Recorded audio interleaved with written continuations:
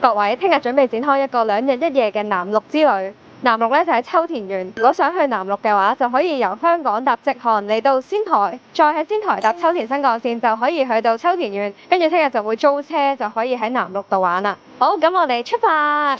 南陸呢個地方咧有好多嘢可以玩，佢近海啊嘛，咁我哋食翻轉海鮮先啦。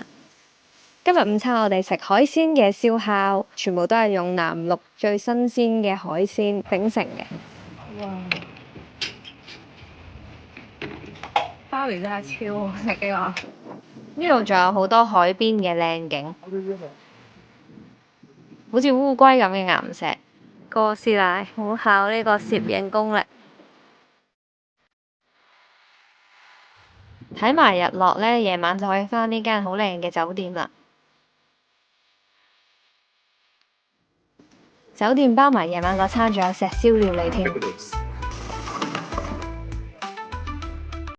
超多日本酒可以飲，食飽埋我哋就可以去到下一 part 嘅重頭戲啦。下條片再見。